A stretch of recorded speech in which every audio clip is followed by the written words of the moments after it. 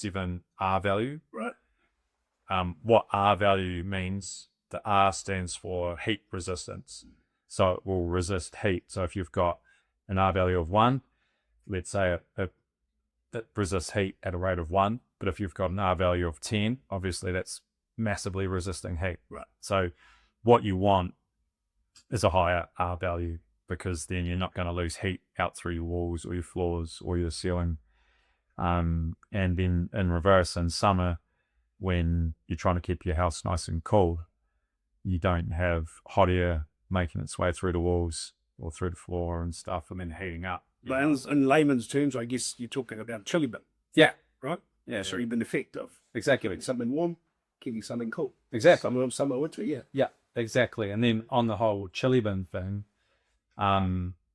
if you want to keep your beers cool and you want to make your ice last longer, right, you keep the lid on it and you think that nice and airtight. Pull the lid off and heaps of air's getting in there. Well, hot air, as first rule of thermodynamics, getting geeky on it, hot air always moves to cold air. Right, so that's just how it works. So you pull the lid off that chili bin and you're allowing air to just hot air to flow in, it's gonna melt your ice, right? And vice versa, if you're using it to keep your toasty pies warm or whatever, and you take the lid off, well, they're going to cool down quicker. Yep. So that's the same with housing, and the massive advantage, apart from the thermal stuff, but the real big, massive step change in terms of building code standard and building with our system is the air tightness. Right. So building code and both minimum legal, the worst that you're allowed to legally build to, typically will do around about 7 air changes per hour. So that's seven air changes per hour. Yeah. So just explain, what is an air change? Yeah. So imagine this house. Yeah. And imagine we filled it up to the ceiling with water. Right. And we just said that's it's a house volume of water. Right. So that volume of water is being changed 7 times every hour. That's the air coming in. Yeah. Versus the air going out. Yeah. It will do that 7 times. Yeah.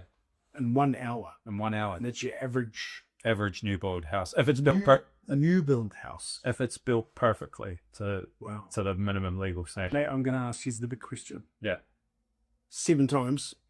We have actually done an air test on this. Yeah. And it was a pretty basic air test. We then covered the holes in it that we should have. Yeah. So we were a lot higher than what we would be. I mean, and what we will be when we do it again, and we'll put that out there too. Yeah. So what was this house on our first test with lots of holes not even blocked? So we had all the pipe work open. So we're currently in a house that's going to be moved. So we haven't hooked up all the pipe work. The toilet hole, the manhole, 600 by 600 manhole straight through to the roof. 100 mil diameter pipe for the toilet, vanity pipes, laundry pipes, sink pipes. ERV system is all open to the air, and had blower door test that we had set up there that had gaps in it as well. No, I was holding it. Yeah. So a pretty rough indication, but yes, we got 3.6. Yeah, 3.6. Yeah, very incredible, wasn't it? Yeah, it's amazing. So 3.6, everyone will know. They know their maths. So that's half of 7. Yeah, the changes precise. Yeah, of your average new build. Yeah, so like stick construction, whatever you want to call it. Yeah, typical timber frame construction or steel frame construction. Some houses do the light steel frame and stuff. You got and so half. So what that means. So if we built in this house, we're sitting at half the amount of air changes. Could we presume that we're twice as efficient when it comes to heating and cooling? So I'm probably jumping the gun here, but I'm thinking money. Yeah, I'm thinking my cost to heat this place. Yeah. Could I say it would be half if it was half the?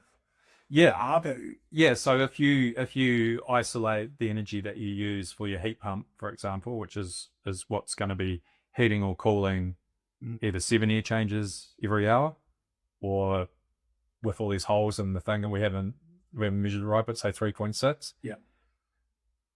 Apples for apples. If that heat pump is the only thing that you're measuring, yeah, it's going to use half the energy. So that straight away is going to harden my bill. Yeah. In Yeah. theory, isn't it? Yeah. One of the big heating costs, though, like just to get it out there, one of the biggest heating costs in your home is your water heating. Right. So that's not going to be affected by your air tightness. Yeah. But and if you were on gas, if you decided to go on gas, Yeah. then Yep. So yeah, it's drastic, right? And so now when the saying is build tight, ventilate right. yes. Yep. Right. He busted that out the other day. Yeah. And so if you've got the old adage was, oh, you need your house to breathe. And that's what I've heard. And that's why I thought that was normal, right? Everyone talks Prevent us mold, keep the windows open. Yeah. Let airflow go through, right? But really what that means is, what they meant is you want clean, fresh air. Yeah.